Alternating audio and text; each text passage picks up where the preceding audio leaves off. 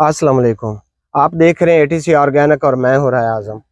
मेरे फार्मर भाइयों, जीवन लहसन के हवाले से आज की हमारी इन्फॉर्मेशन होगी आप भाइयों के लिए कि अभी कोरा ख़त्म हो गया पंजाब के अंदर, अभी कोरा नहीं पड़ रहा, तो अभी समझें कि आपके लहसन ने ग्रोथ शुरू कर दी है। ज़ाहिर बात है कि ग्रोथ शुरू कर दी है तो इसको आप अच्छी अच्छी फर्टिलाइज़र और अच्छी अच्छी खुराक दें ताकि ये ज़्यादा पले और ज़्यादा ग्रोथ हासिल कर सके, ताकि मेरे फार्मर भाइयों को ज़्यादा से ज़्यादा इससे औसत और अर्निंग हासिल हो सके। तो कोरे के बाद हमारी पहली खुराक जो है, हम लहसुन को आज पानी के साथ फ्लड कर रहे हैं। ये मेरे सामने बोरियां पड़ी हैं, मैं आपको इनका नाम गिनवा देता हूं क्योंकि कैमरे में हर चीज़ दिखाना पॉसिबल नहीं था। पानी के साथ हम फ्लड करेंगे, पर एकड़ खुराक मैं आपको बताता हूँ, उसी हिसाब से आप इसकी आज कल में ही ये दवाइयाँ लाजमी फ्लड करें। इससे क्या फ़ायदा होगा कि अभी लहसुन ग्रोथ कर रहा है, आपको साथ ये वीडियो नज़र आ रही है, आप इसमें देख रहे हैं कि लहसुन अभी दिनों में ग्रोथ कर रहा है। सिर्फ आपने ये काम करना है कि ये डोज इसको फ्लड करनी है। और वीडियो के आखिर में मैं आपको एक ऐसी ट्रिक बताऊंगा जिसको आप हर हफ्ते स्प्रे करेंगे और आपका लहसुन लश ग्रीन भी रहेगा, साइज भी मोटा करेगा और कोई बीमारी भी उसके करीब नहीं आएगी। तो मेरे साथ रहिए, मैं आपको डोज भी बताता हूं और लास्ट में वो ट्रिक भी बताऊंगा।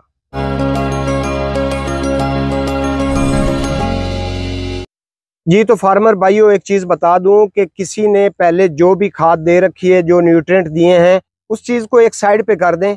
आज से आपने ये प्लान फॉलो करना है, आपका लहसुन इंशाल्लाह अच्छी ग्रोथ करेगा। इसमें आपने कोरे के बाद फार्मर ने जो खुराक देनी मैं आपको बता दूं, ये मेरे सामने पड़ी है, ये सोना यूरिया है। इसका 5 किलो आपने 1 एकड़ के अंदर डोज रखनी है। ये ऊपर एसओपी है, ये पोटाश है, इसमें 50% पोटाश भी होती है और ये इम्पोर्टेड है। इसका काम साइज को इंक्रीज करना होता है। अभी इसका साइज बनना शुरू होना है, तो इसलिए हमने पूरा बैग नहीं देना है, बल्कि ये 25 किलो का बैग होता है, तो आपने 12.5 किलो पर एकड़ की जो डोज है वो रखनी है। साथ में सरसब्ज वालों की नेट्रोफास है, 1 बोरी आपने ये फ्लड करनी है। क्या डोज होगी आपकी? 1 बोरी नेट्रोफास की, 5 किलो सोना यूरिया और 12.5 किलो एसओपी। ये डोज है। आपने ये मट्टी साथ में जैसे पड़ी आप देख रहे हैं, इसके अंदर आपने ये खादें डाल देनी, ऊपर से पानी डालकर अच्छी तरह से उसको हल कर लें। उसके बाद अपने लहसुन को पानी लगाएं। पानी का ध्यान रखना है आपने, खास तौर पर कि पानी थोड़ा लगे और जल्दी जल्दी लगाएं।